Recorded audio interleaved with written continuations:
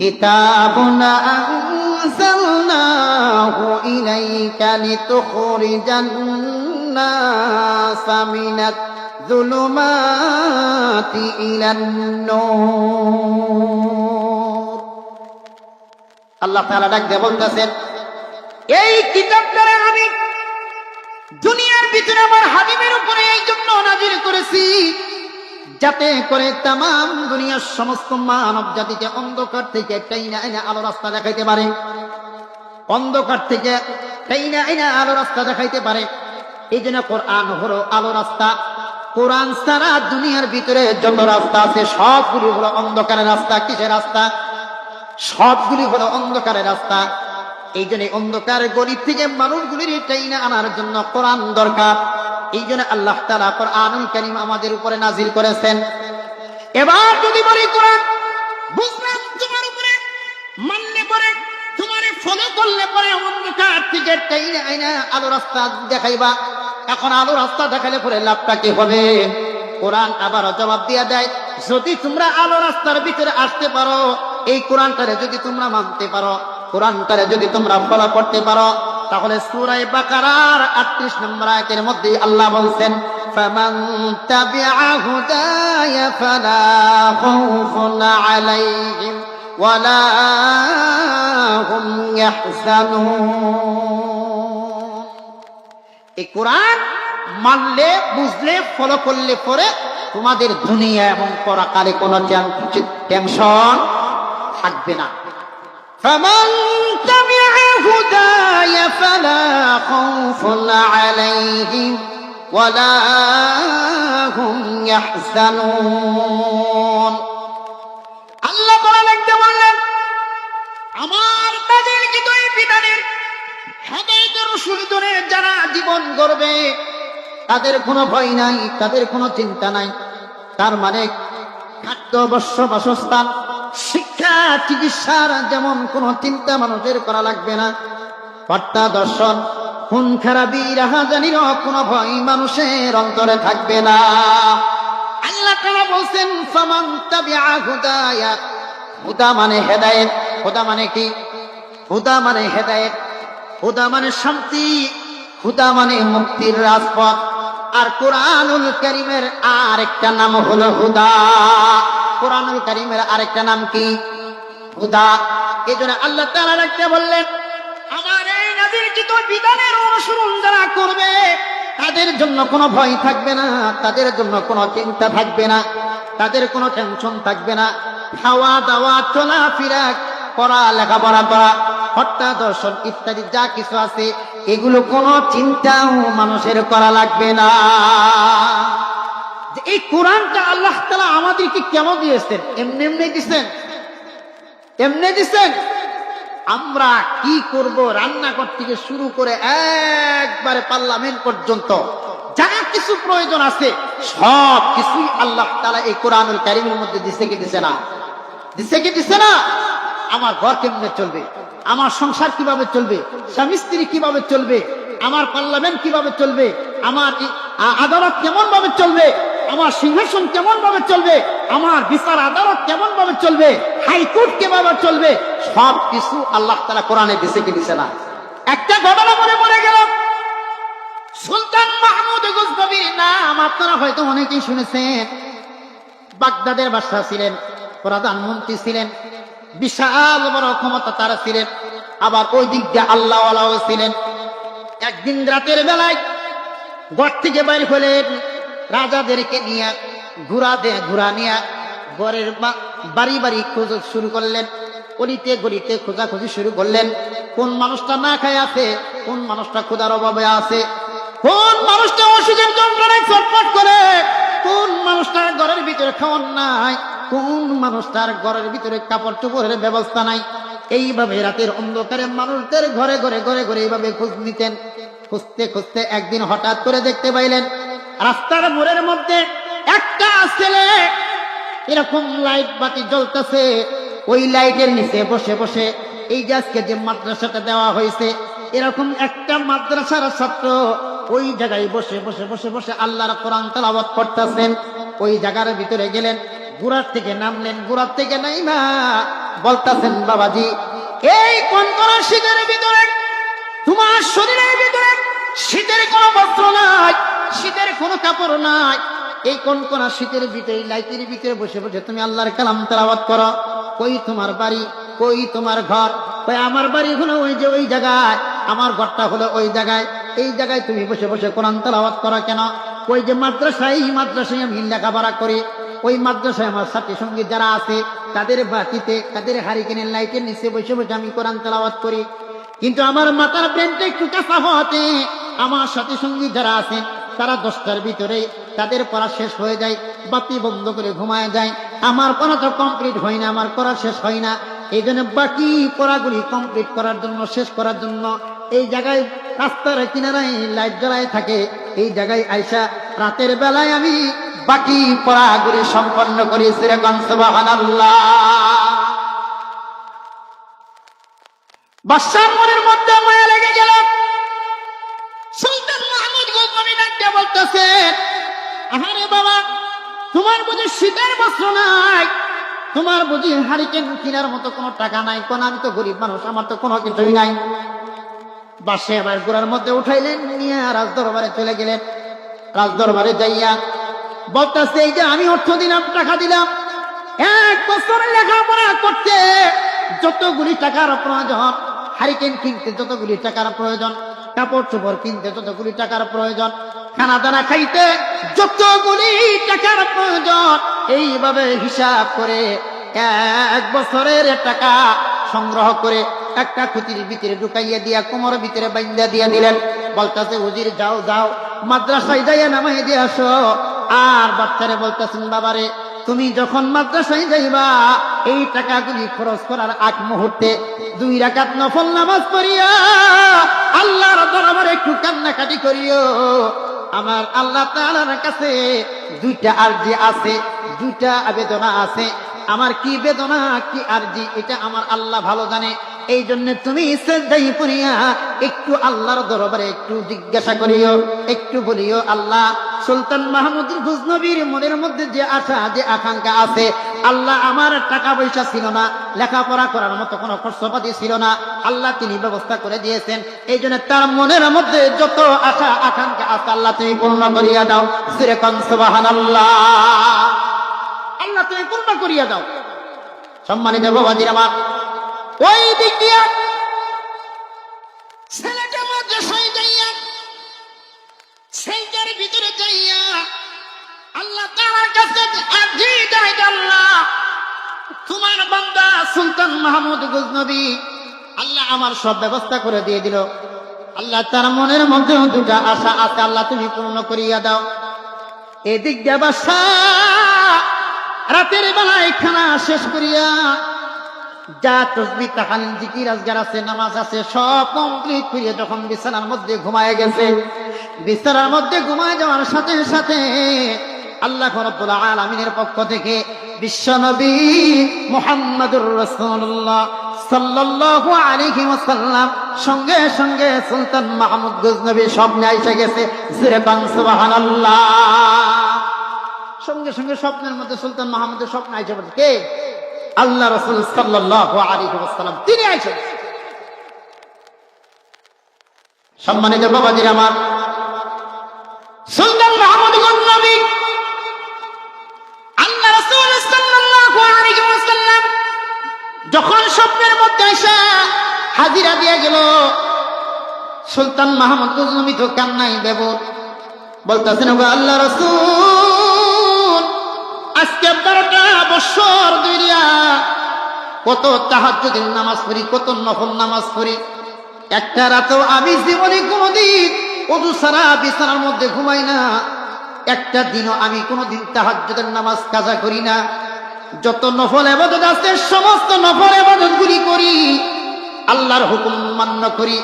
আর মনের মধ্যে একটা তামান্না, আপনি কোন দিন স্বপ্নের মধ্যে আসবেন, কবে স্বপ্নের মধ্যে আপনাকে দেখতে পারবো, মনের মধ্যে একটা তামান্না। ওযু করে বিছানার মধ্যে ঘুমায়, দুরূদ শরীফ পড়ে বিছানার মধ্যে ঘুমায়া যায়, এবং আমি যখন ঘুমাই ডান কাত হয়ে ঘুমায় যাই শুধু আপনারে দেখার জন্য। এতদিন মেহনত করলাম, চেষ্টা করলাম, কোনোদিন দেখতে পাইলাম না, আজকে হুট করে দেখা দিলেন। ওগো আল্লাহ রাসূল, কি আমলের কারণে আজকে দেখা দিলেন? ওগো আল্লাহ রাসূল, তাড়াতাড়ি বলেন না। নবীজি ডাক দিয়ে বলতেছেন, ওরে সুলতান মাহমুদ গজনবী, তুই কি এখনো বুঝতে পারস নাই? এখনো কি তুই জানতে পারস নাই কোন কারণে, কোন আমলের কারণে আমি তোর সাথে দেখা দিলাম? তুই আজকে জানোস না আমার একটা উম্মত তার খানা দানার ব্যবস্থা করে দিয়েছ, শীতের ব্যবস্থা করে দিয়েছ, ওই তলবে ইলম ছাত্রর ব্যবস্থা তুই করেছ, দায়িত্ব তুই নিয়ে নিয়েছ। ওই তলবে ইলম ছাত্রর ব্যবস্থা করার কারণে, খানা দানার ব্যবস্থা করার কারণে আমি আল্লাহর পক্ষ থেকে আল্লাহ বলতেছেন, আর দেরি করিয়েন না হাবিব, তাড়াতাড়ি চলে যান, তাড়াতাড়ি চলে যান, সুলতান মাহমুদ গজনবীর সাক্ষাৎ করে আছেন। এই আমলের কারণে আমি আর মদিনায় থাকতে পারি নাই, তোমার ঘুমের মধ্যে এসে আমি নবী হাজির হয়ে গেছি। সূরা কন্যা সুবহানাল্লাহ।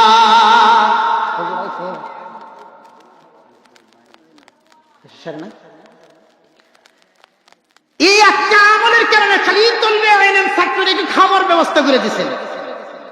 এই জন্য আল্লাহ সুবহানাহু ওয়া তাআলা হাবিব আর দেরি করেন না, তাড়াতাড়ি আপনি যান, যাইয়া সুলতান মাহমুদ গজনবীর একটু দেখা দিয়ে আসেন।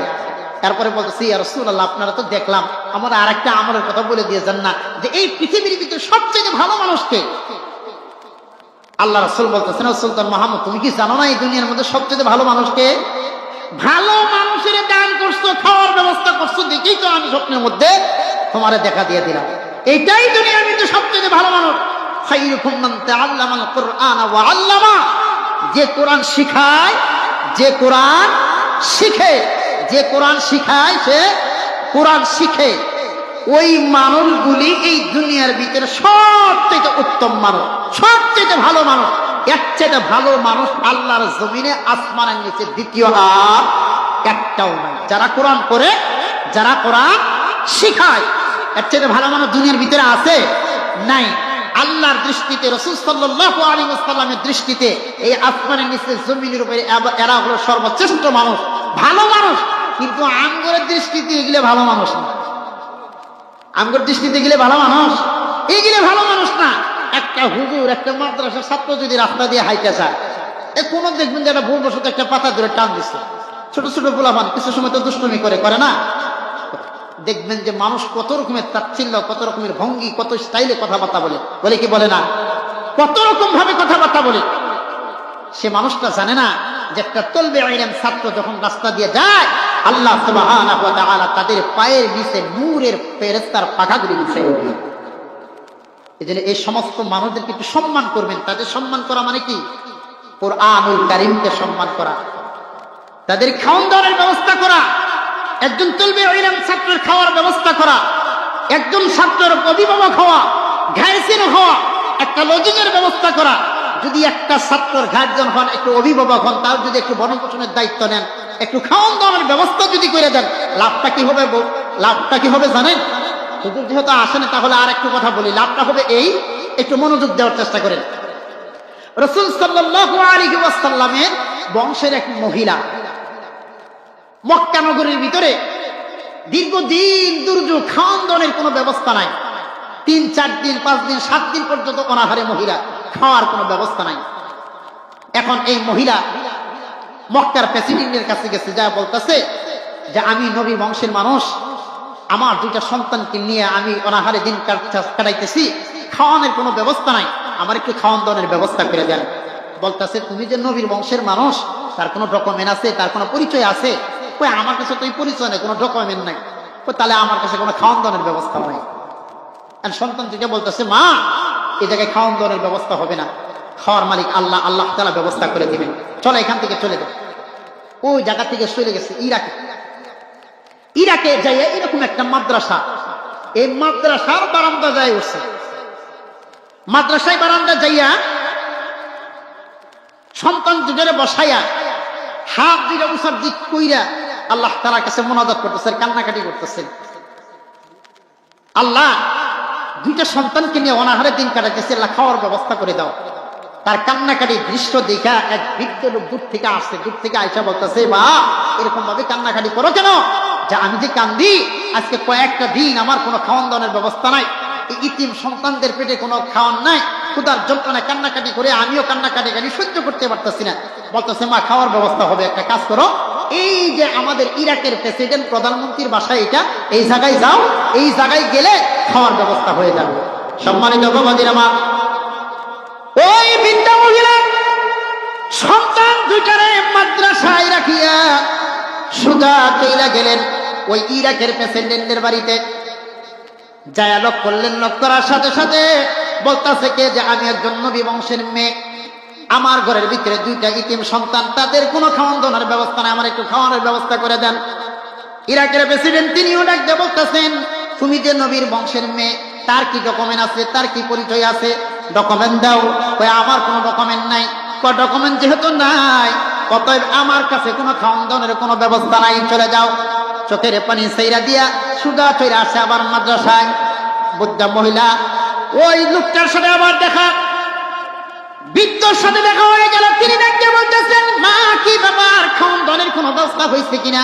কয় না, খাওয়ান দাওয়ার কোনো ব্যবস্থা হয় নাই। তিনি আমার এই কথাগুলি বললেন, আমি এই মুহূর্তে একজনের বাড়ির কথা বলে দিব, ওই বাড়িতে গেলে পরে তোমার খাওয়ানোর ব্যবস্থাই হবে, 100 টাকা মিট যাবে না। কি খাওয়ান ব্যবস্থা হবে, কার বাড়িতে যাবে? এই যে একটা বাড়ি দেখতেছেন, এটা হলো খ্রিস্টানের বাড়ি, তার কাছে যান, তার কাছে গেলেই খাওয়ার ব্যবস্থা হয়ে যাবে, তিনি না খাওয়ান দিয়ে পারবেই না। বলতেছে আমি একজন মুসলমান নবী বংশের মেয়ে, নবী বংশের মানুষ, আমি একজন ইহুদির বাড়িতে যাই একখানা চাইতে পারি না, খাওয়ান চাইতে পারি না। সন্তান দুইটাও কান্নাকাটি করতেছেন আর বলতেছেন, মা খিদার যন্ত্রণায় সহ্য হয় না, থাকতে পারি না, কে দিল কে না দিল এটা দেখার বিষয় না, খানা দানার ব্যবস্থা করে দাও। অপারগতা হইয়া এখন ওই খ্রিস্টানের বাড়িতে যায় উঠছে, দরজার ভিতরে লাভ করেছে, দরজা খুলে দেওয়া হলো। কে?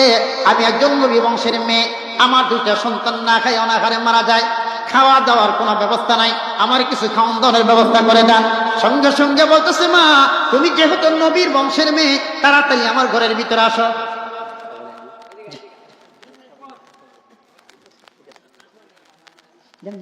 যাওয়ার পরে বলতেছে, আপনি যেহেতু নবীর বংশের মেয়ে, আপনি আমার ঘরের ভিতরে ঢুকেন, আমি খাওয়ান দাওয়ানোর ব্যবস্থা করতেছি।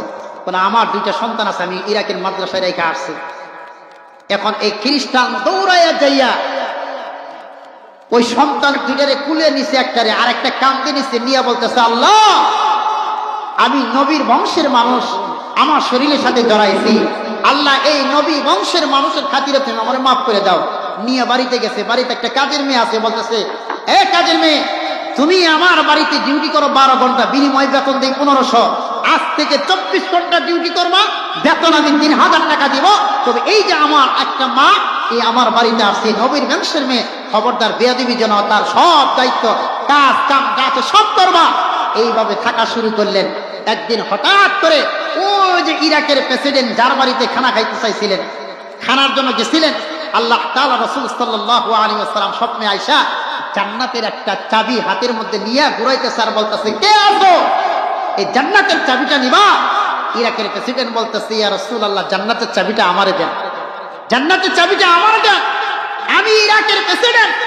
নবীজি বলতেছেন, তুমি যে ইরাকের প্রেসিডেন্ট, তার কি প্রমাণ আছে? স্বপ্নের মধ্যে কোনো প্রমাণ দেওয়া যায়? তার কি প্রমাণ আছে? জি ইয়া রাসূলুল্লাহ আমার কাছে তো কোনো প্রমাণ নাই। তোমার কাছে যখন প্রমাণ নাই, চাবিও তোমার দেওয়া যাবে না। আল্লাহ রাসূল সাল্লাল্লাহু আলাইহি ওয়াসাল্লাম ও যে খ্রিস্টান বাড়িতে নবীজির বংশের যে মেয়েটা ছেলেগুলো যে বাড়িতে উঠছিল, ওই জান্নাতের চাবিটা ওই ইহুদির হাতে আল্লাহ রাসূল দিয়ে দিলেন। জোরে বল সুবহানাল্লাহ। পরের দিন সকালবেলা ইরাকের প্রেসিডেন্ট সেনাবাহিনী পুলিশ দিয়ে পাঠাইছেন যে তাড়াতাড়ি যাও, ওই খ্রিস্টান বাড়িতে নবীর বংশের একটা মেয়ে আছে, দুইটা সন্তান আছে, এদেরকে তাড়াতাড়ি নিয়ে আসো। গেছে, যাওয়ার পরে বলতেছে, একটা সেকেন্ডের জন্য এই বাড়ি থেকে আমি তাদেরকে বাইর হইতে দিব না। শেষামেশা তিনি নিজেই গেছে, যায় বলতেছে, তোমার ঘরের ভিতরে নবীর বংশের মেয়ে আছে, দুইটা সন্তান আছে, তাড়াতাড়ি দাও। বলতেছে, দেওয়া যাবে না। তুমি জানো না, স্বপ্নের মাধ্যমে আল্লাহ রাসূল সাল্লাল্লাহু আলাইহি ওয়াসাল্লাম জান্নাতের চাবি তোমারে দেয়, আমারে দিয়ে গেছে। জান্নাতের চাবি কাকে দিয়ে গেছে? আমাকে দিয়ে দিছে। কিসের জন্য? যে নবীর বংশের দুইটা ইতিম বাচ্চা মাকে খাওয়ান দাওয়ানোর ব্যবস্থা করাইছে, খাওয়ার ব্যবস্থা করাইছে। এজন্য মনে রাখবেন যে ইসলামের ভিতরে দুইটা কাজ সবচেয়ে বেশি ভালো। একটা হচ্ছে মানুষকে সালাম দেওয়া, আর একটা হচ্ছে মানুষকে কি করা? খাওয়ানো।